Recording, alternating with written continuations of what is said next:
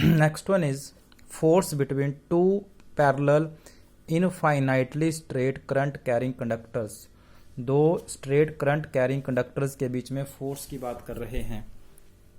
सो इनके लिए हम कुछ प्रीवियस रिजल्ट का यूज करेंगे. एक तो हमने पढ़ रखा है for a infinitely long straight conductor. Infinite straight conductor के लिए किसी डिस्टेंस पर फील्ड की वैल्यू क्या रहती है, mu naught upon 2 pi I by r, ये रहती है for a straight conductor. And force on a straight conductor carrying the current in the magnetic field, उसका रिजल्ट क्या रहता था हमारे लिए, F is equal to I L cross B और F is equal to B I L sine theta. और अगर theta 90 का है कि आई एल और बी एक दूसरे के परपेंडिकुलर हैं, तो फिर फोर्स का रिजल्ट रह जाता था बी आई एल. सो इन प्रीवियस रिजल्ट्स का हम यहाँ पर यूज करेंगे. ये previous results force on a straight conductor और magnetic field due to a straight conductor, ये दोनों रिजल्ट्स हमने यूज करने हैं यहाँ पर. तो ये तो जस्ट हमने आपको समझाने के लिए लिखे हैं, क्योंकि जब इस आर्टिकल की डेरिवेशन करेंगे तो इनको हम नहीं लिखेंगे, डायरेक्ट हम बात करेंगे. तो सबसे पहले two straight conductors 1 and 2 carrying the current I1 I2 in the same direction and let D be the distance between them, और D क्या है, उनके बीच का डिस्टेंस है. So first of all first conductor को लेते हैं. I1 इस कंडक्टर में से करंट पास हो रहा है, तो ये अपने अराउंड क्या प्रोड्यूस करेगा, मैग्नेटिक फील्ड. तो first of all magnetic field due to first conductor. First conductor के लिए मैग्नेटिक फील्ड, तो क्या कंसेप्ट लगेगा, ये इनफाइनाइट स्ट्रेट कंडक्टर का कंसेप्ट लगेगा. और कहाँ लिखने जा रहे हैं field, at the location of second, जहाँ पे सेकंड कंडक्टर है उस लोकेशन पर. यहाँ से यहाँ पे means at this much distance. So what is the magnetic field due to first conductor, इस रिलेशन के according mu naught I by 2 pi r के अकॉर्डिंग, आर तो हो गया डी और आई हो गया है I1. फर्स्ट कंडक्टर में से जो करंट चल रहा था उसकी वजह से सेकंड कंडक्टर की लोकेशन पे field, first one. Second B की डायरेक्शन क्या होगी, अब यहां पर इस लोकेशन पे इस कंडक्टर की फील्ड की डायरेक्शन क्या होगी. सो स्ट्रेट कंडक्टर के लिए कौन सा यूज करते हैं, right hand thumb rule use करते हैं.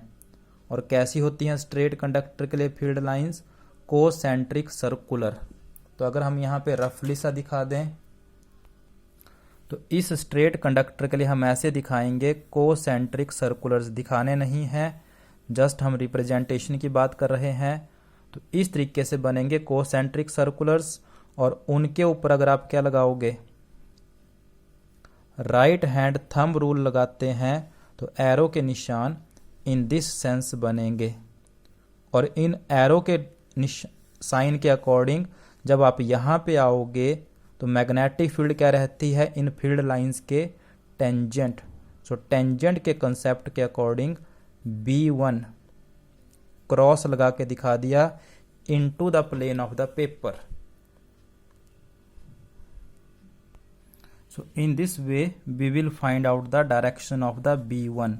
तो ये तो जस्ट हमने रिप्रेजेंटेशन के लिए ड्रॉ किए थे, बट इनको हम यहाँ डायग्राम में नहीं दिखा रहे हैं या नहीं दिखाएंगे.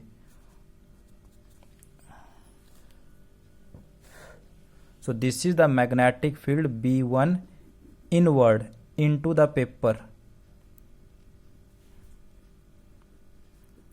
Into the plane of paper. अब सेकंड कंडक्टर पे लगाते हैं ये वाला concept, current carrying conductor means number 2 conductor carrying the current I2 placed in the field B1. Current carrying conductor placed in the field B1 experiences the force. So what is the force on second conductor, due to the field of first conductor की field की वजह से कितना बनेगी। तो this is the formula. So force on the second conductor BIL के concept से B तो हो गया B1, this one is the B1, और जिस किस कंडक्टर पे बात कर रहे हैं, सेकंड पे, तो सेकंड में करंट कितना है I2। But as the conductor is infinite long, अब जो हम टॉपिक कर रहे हैं तो कंडक्टर्स इनफाइनाइट लॉन्ग है, तो इनफाइनाइट लॉन्ग है तो लेंथ कैसे लिख पाएंगे उसकी, तो इसलिए हम L को 1 लेके चल रहे हैं। And this is not the simple force, this is called force per unit length. So what is the force on the second conductor B1 and I2। So using the value of the B1, what is the force on the second conductor means force per unit length on the second conductor, क्योंकि conductor तो infinite था, तो B1 की value put करते हैं μ0/2 pi I1 I2 by में D, this is the newton per metre. Now what is the direction of this force, second conductor पे force की डायरेक्शन क्या रहेगी, किस डायरेक्शन में फोर्स लगेगी, कैसे करें। IL cross B right hand rule, using right hand rule का यूज करते हैं।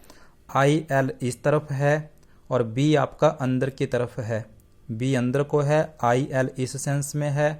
IL क्रॉस B पे जाओगे तो thumb towards the first conductor, तो सेकंड कंडक्टर जो है वो फोर्स एक्सपीरियंस कर रहा है towards the first conductor. In the similar way किसकी बात करते हैं, अब इसका अपोजिट लेके चलते हैं। सेकंड ये हमारा करंट कैरिंग कंडक्टर है और इसके अराउंड क्या बनेगी, इसकी मैग्नेटिक फील्ड। ये रूल अप्लाई करेंगे, थंब रूल अप्लाई करोगे तो इस तरीके से बनेगी।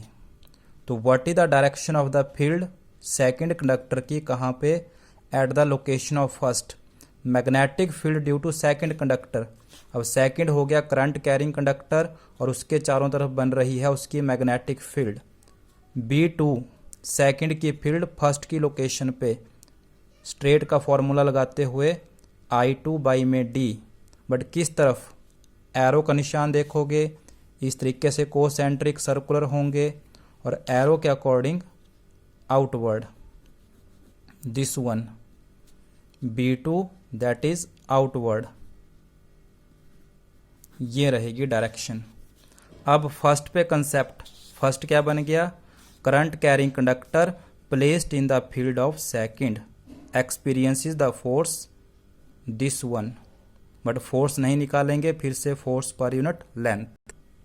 सो what is the force on the first conductor, first conductor पे force due to the field of second, current carrying conductor field में है और कैसी है, बिल्कुल उसके परपेंडिकुलर, जो थीटा 90 का रहेगा, और फोर्स ये बनेगी किसके ऊपर, फर्स्ट के ऊपर, due to the field of the second.